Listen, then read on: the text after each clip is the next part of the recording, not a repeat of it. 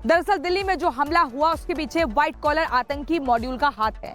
जांच एजेंसियां लगातार पूछताछ कर रही हैं और ऐसे में हर रोज कई चौंकाने वाले खुलासे भी हो रहे हैं।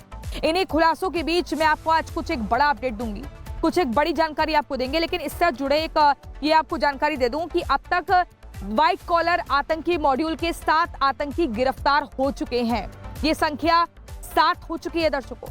ये हम आपको लगातार ग्राफिक्स के जरिए दिखा रहे हैं और मेरे पास जो ये जानकारी आ रही है, देखिए फरीदाबाद से आज शोएब को गिरफ्तार किया गया है। ये एक नया नाम इसमें ऐड हुआ है।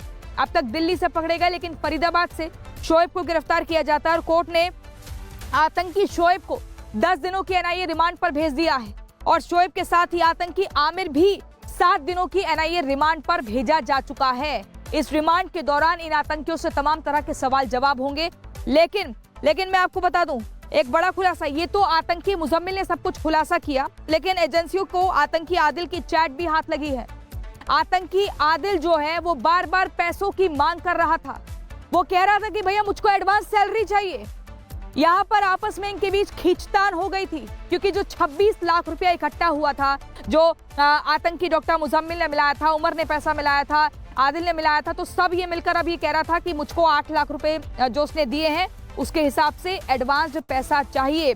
और इसी को लेकर अब एक अमीर का जिक्र यहाँ पर हो रहा है। इन आतंकियों का वो अमीर जो ऑर्डर देता था कि कैसे नक्शा बनाया जाएगा, रणनीति बनेगी, कहाँ कैसे हमला करना है, कैसे किसको कितना पैसा देना है। मुजम्मिल ने तो कई खुलासे कर दिए हैं। ये आपस में जब गिरफ्तार हो रहे हैं, रिमांड पर जा रहे हैं, तो एक दूसरे के बारे में बता रहे हैं, एक दूसरे के साथियों के बारे में बता रहे हैं कि साथी कौन कहां पर छिपे हुए हैं। लेकिन यहाँ पर ये आतंकी अमीर की एंट्री कैसे होती है, कौन है इनका बॉस अमीर, आतंकी अमीर, इस रिपोर्ट में दिखाते हैं।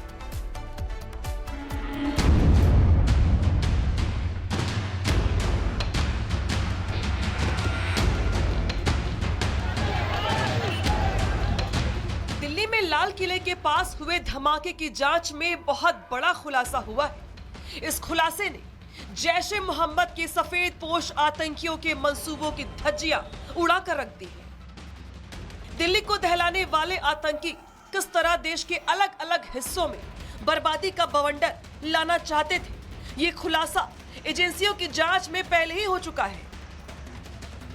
सिलसिलेवार धमाका कर हिंदुस्तान की सड़कों पर जैश के बारूद से तबाही मचाने का ब्लूप्रिंट लेकर घूम रहे 7 आतंकियों की गिरेबान पकड़कर उन्हें जेल की सलाखों के पीछे भेजा जा चुका है। और ये 7 आतंकी अब जब भी अपना मुंह खोलते हैं तो एक नया खुलासा करते हैं। जैश ए मोहम्मद के व्हाइट कॉलर आतंकियों की फर्स्ट हैंड गवाही रिपब्लिक भारत के हाथ लग चुकी है।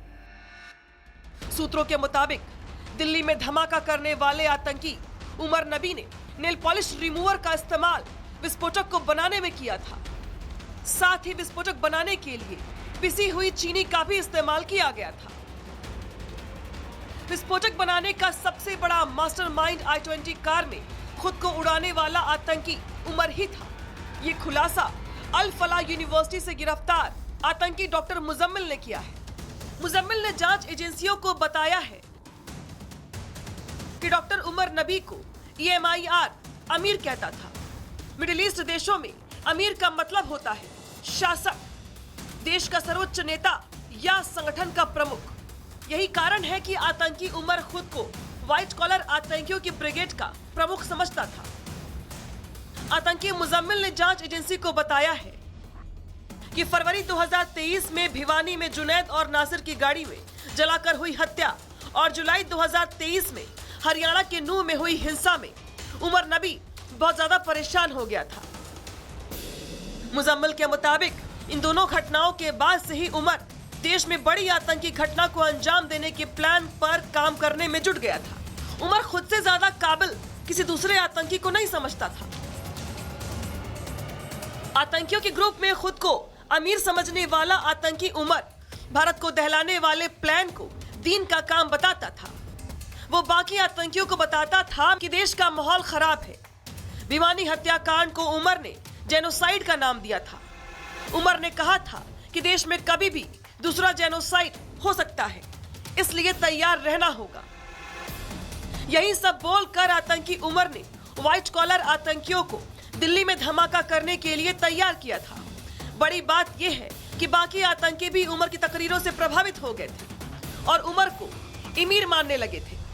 आतंकी उमर को 9 से ज्यादा भाषाओं का ज्ञान था, जिसमें हिंदी, उर्दू, पर्शियन, चीनी जैसी भाषाएं शामिल थी। आतंकी उमर खुद को एक शासक के तौर पर देखता था और बाकी आतंकियों को मजदूर के तौर पर। अपने शासक जैसी क्वालिटी के चलते वो पूरे इस व्हाइट कॉलर टेरर मॉड्यूल को लीड करने की बातें करता था। लेकिन आतंकी उमर अपने बाद सिर्फ एक जो आतंकी है उसी को ही तवज्जो देता था और वो है आतंकी आदिल। आतंकी उमर आदिल को एक ट्रेजरार के तौर पर, जिसको हम हिंदी में खजांची बोलते हैं, उसके तर्ज पर मानता था और जितना भी फंड इकट्ठा किया गया वो आदिल के कहने पर ही और आदिल के साथ मिलकर उमर ने ये फंड इकट्ठा किया।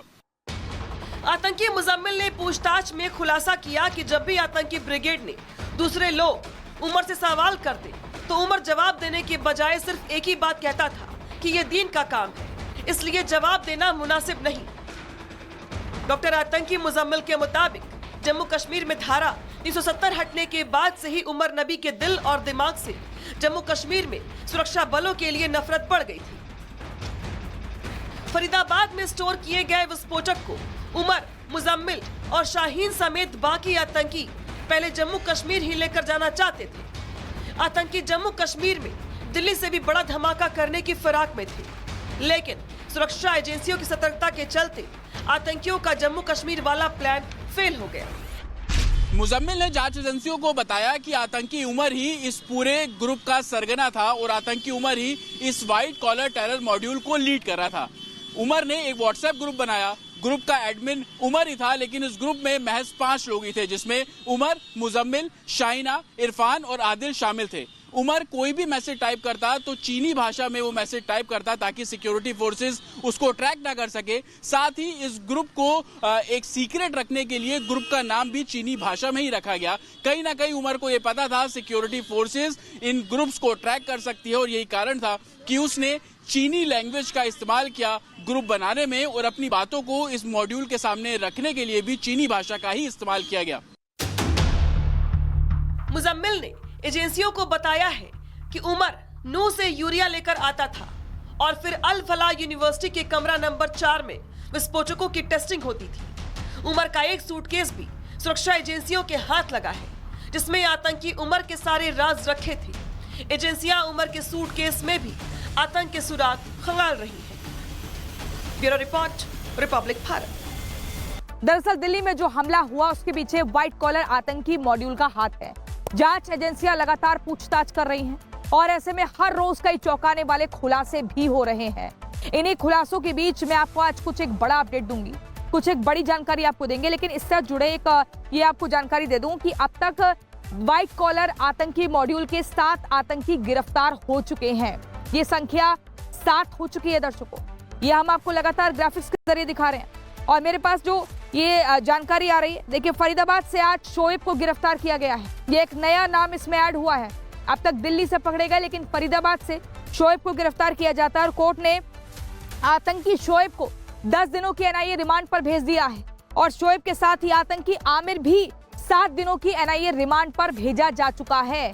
इस रिमांड के दौरान इन आतंकियों से तमाम तरह के सवाल जवाब होंगे, लेकिन मैं आपको बता दूं एक बड़ा खुलासा, ये तो आतंकी मुजम्मिल ने सब कुछ खुलासा किया, लेकिन एजेंसियों को आतंकी आदिल की चैट भी हाथ लगी है। आतंकी आदिल जो है वो बार बार पैसों की मांग कर रहा था। वो कह रहा था कि भैया मुझको एडवांस सैलरी चाहिए,